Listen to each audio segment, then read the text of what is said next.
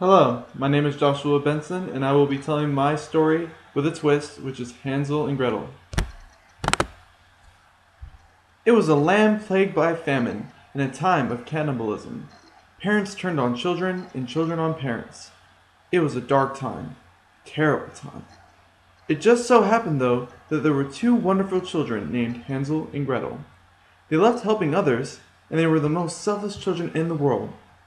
They would give food to the poor or to those less fortunate than them, even if they were hungry.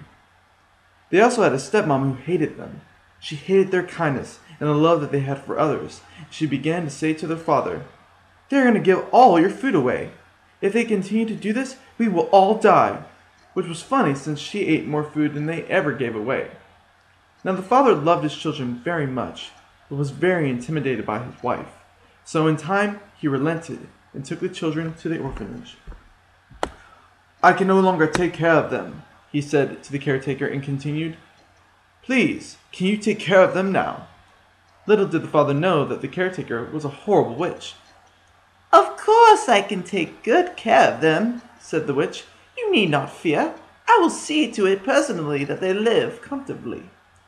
Once the father left, the witch told them, "I will take you with me. You are very much too nice to be here.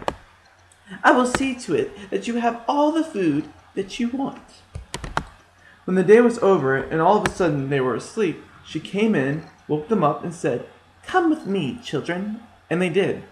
They got up, put on their clothes, and followed after her.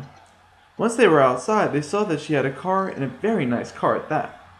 "Get in," said the witch. The kids did as they were told and made their way into the car, and in half an hour they had left the city and were now in the country.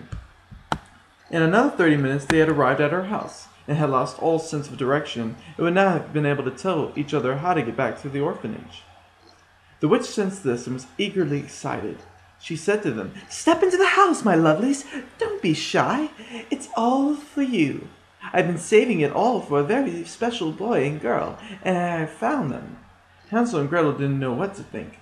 The house was full of all sorts of things, toys, games, but the thing they noticed above all else was the food. There was tons of food, so much that you could feed an entire town.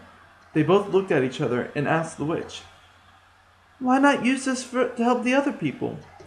The witch looked at them for a moment and then gave a smile that would curl even the hair on your back, and answered, "How then would I be able to fatten you both up to eat?" Both children looked at each other with horror.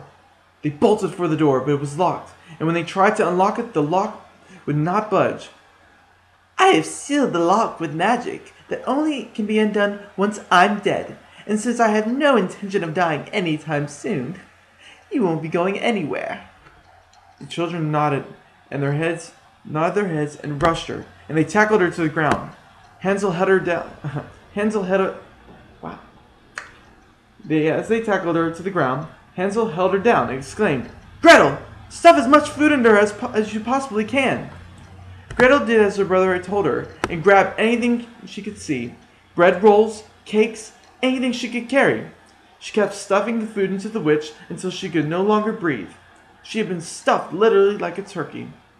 Ironic, since the last thing they had placed into her was a mouthful of dressing. Once she was dead, the door unlocked. They stepped out into the light, for by this time it was morning, and they said to each other, "This will be our home now, and with this we will help people on our own terms." And from that moment on, they rationed the food throughout the city, giving to the poor, starving, and less fortunate, until everyone was taken care of. The famine lasted 3 more months, and amazingly enough, the food lasted until the famine in the land was subsided. They brought their father to live with them in the country, and as for their stepmother, she died due to a heart attack. The doctor's diagnosis was that she died due to high cholesterol. "It was her gluttonous ways that killed her," said the father, and the children nodded their heads in agreement. The end. Sorry for the stuttering, or stammering, or whatever. Thank you.